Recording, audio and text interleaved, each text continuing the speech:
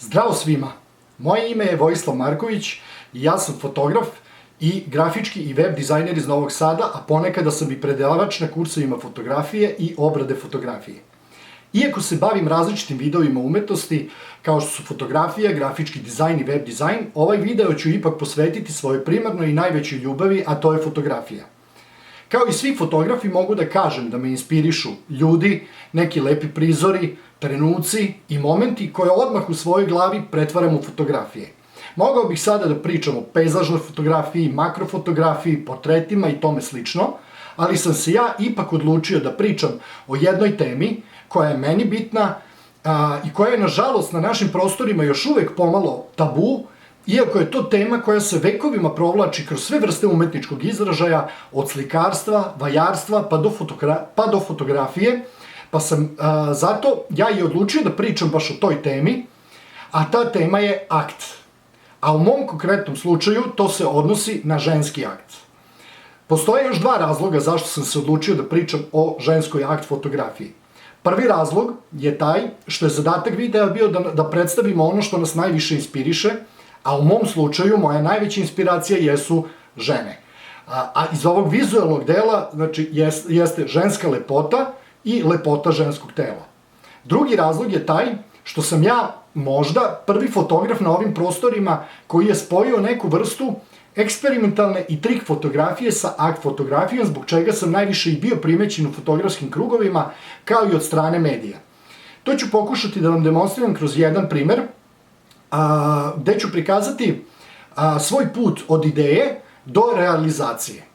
Moram da napomenem da će sve fotografije biti korektno cenzurisane kako bi ovaj video bio pogodan za eventualno emitovanje i na društvenim mrežama gde postoje određena pravila kada je akt u pitanju.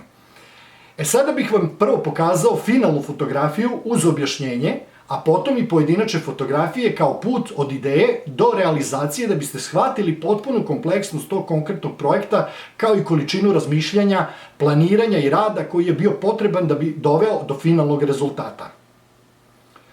Na fotografiji vidimo devojku u nekoj vrsti ekstaze koja praktično levitira u vazduhu dok oko nje u vazduhu lebde goruće sveće. Neću ulaziti u objašnjavanje smisla ili poruke fotografije, jer to je na kraju uvek u oku posmatrača, nego ću se posvetiti kreativnom procesu stvaranja ove fotografije, što na kraju i jeste zadatak ovog konkursa.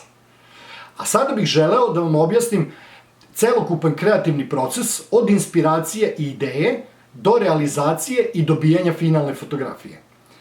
Jako sam često dobijao pitanje što ljudi koji su videli moje fotografije, što od polaznika kurseva fotografije gde sam radio kao predavač, da li je potrebna vrhunska profesionalna oprema da bi se napravile takve fotografije.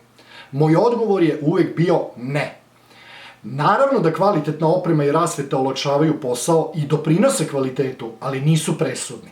Uvek sam tvrdio da je za dobro umetničko delo, pa tako i fotografiju, uvek najznačajnije pre svega imati dobru ideju, jer kada imaš dobru ideju, onda kreneš da razmišljaš kako da tu ideju realizuješ, bez obzira na tehnička sredstva koje poseduješ. Ovo govorim iz ličnog iskustva, jer je bilo situacija u životu kada iz raznih razloga nisam posedovao profesionalnu fotografsku opremu, a opet sam osvajao nagrade sa fotografijama koje su fotografisane amaterskim aparatom i stonom lampom kao rasvetom ili čak fotografijama fotografisanim mobilnim telefonom. Prvu inspiraciju i ideju da spojim eksperimentalnu i trik fotografiju sa akt fotografijom sam dobio negde sada već davne 2010. ili 2011. godine kada sam slučajno naišao na neki tutorial u kojem je izvesni fotograf na praktičan način objašnjavao kako je jednostavno postigao efekat levitacije čoveka na fotografiji koristeći samo fotoaparat i malo Photoshopa. Kada sam shvatio jednostavnost procedure, palo mi je na pamet, pa zašto ne bismo tako nešto uradili i u akt fotografiji? Do tada smo se svi mi fotografi nekako držali pravila starih majstora, kada je akt u pitanju. Znate, ono lepo svetlo, dobar ugao fotografisanja, poza modela i možda neki interesantan ambijent ili pozadina. Ali ja sam poželeo da izađem iz tih ustaljenih okvira i unesem nešto novo u akt fotografiju i najbolji dokaz da sam u tome uspeo su bile reči Dušana Živkića, predsednika Foto Kino Video Saveza Vojvodine na otvaranju moje prve samostalne izložbe, kada je rekao: taman kada smo pomislili da je u akt fotografiji sve rečeno, pojavio se Vojislav sa svojim fotografijama. Pre ove fotografije koju vam predstavljam u ovom videu, već sam pravio neke fotografije sa modelima koji levitiraju u vazduhu, ali sam se za ovu fotografiju konkretno odlučio zbog njene kompleksnosti i ogromnog rada koji stoji iza nje. Naime, ova fotografija je sastavljena iz 5 fotografija i sada možete da naslutite tu količinu razmišljanja i planiranja koja je bila potrebna da se ovo sve izvede na pravilan način. Ali da krenemo iz početka. Prvo sam fotografisao modela, devojku koja je ležala na maloj stolici dok su oko nje bile poslagane goruće sveće na različitim predmetima koji su mi se našli pri ruci, a sve radi postizanja odgovarajuće visine da bi se kasnije mogao dobiti taj efekat kao da sveće lebde u vazduhu.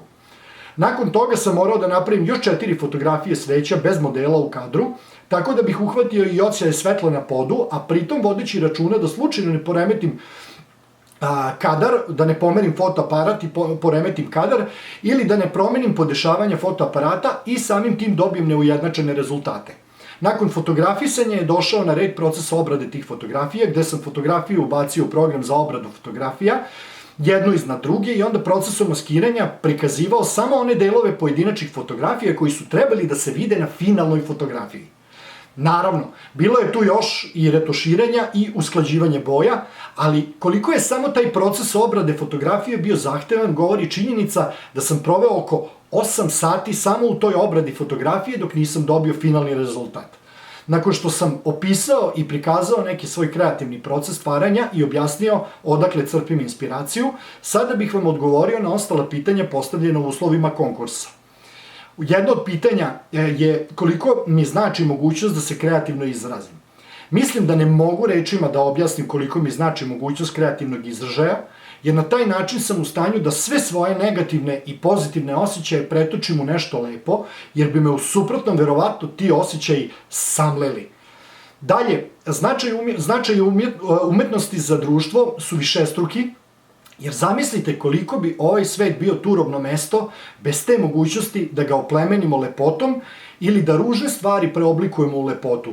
Pa je stoga i razvoj kreativnosti svakog pojedinca vrlo značajan, jer samim tim više nas može da doprinese da ovaj svet bude lepše mesto za život, a i potencijal za progres u svakoj oblasti života značajno raste sa porastom broja kreativnih ljudi, jer upravo ti kreativni ljudi stvaraju inovacije koje doprinose poboljšanju kvaliteta života na ovoj našoj planeti. U tom smislu, uloga profesionalnih umetnika, umetnica i kreativaca jeste u tome da pre svega svojim primerom podstiču ljude na kreativnost, a pored toga i da prepoznaju potencijal kod mnogih pojedinaca i da im pomognu da tu kreativnost usmere u pravom smeru, da ne bi bila protraćena uzalud. U tom radu nas značajno pomaže napredak tehnologije, kao i konstantna pojava novih tehnologija, jer zamislite gde bismo, na primer, mi fotografi sada bili da smo i dalje prinuđeni da fotografišemo analognim fotoaparatima i filmom, dok nam sa druge strane digitalna tehnologija, kompjuteri i sve moćni programi za manipulaciju i obradu fotografije pružaju neograničene mogućnosti stvaranja raznih vrsta digitalne umetnosti. Tehnologija je značajno uticala i na sam kreativni proces i promišljanje, jer sada imamo na raspolaganju mnogo više pristupačnih alata sa kojima možemo lakše da stvaramo svoja umetnička dela i prevazilazimo probleme koji su nekada bili nepremostivi, a koji sa sve većim napretkom neminovno dovode i do pojednostavljenja korišćenja, pa samim tim omogućavaju razvoj kreativnosti i stvaranje umetnosti čak i ljudima koji se pre toga nikada nisu bavili umetnošću. Razvoj tehnologije doneo značajne promene na polju prezentacije sopstvenog rada, jer sa razvojem interneta, pojavom internet sajtova, blogova, društvenih mreža, bukvalno svaki pojedinac je postao neka vrsta medija koji emituje neki svoj sadržaj. Pre pojave interneta, ja sam kao fotograf svoje fotografije mogao da pokažem samo ograničenom broju ljudi, dok sam sada u prilici da ih podelim bukvalno sa celim svetom, što otvara neke nove i ponekad nezamislive mogućnosti. I to ne samo za fotografe, nego i za umetnike svih vrsta. Toliko od mene, budite mi kreativni i hajde da svi zajedno ispunimo ovaj svet lepotom.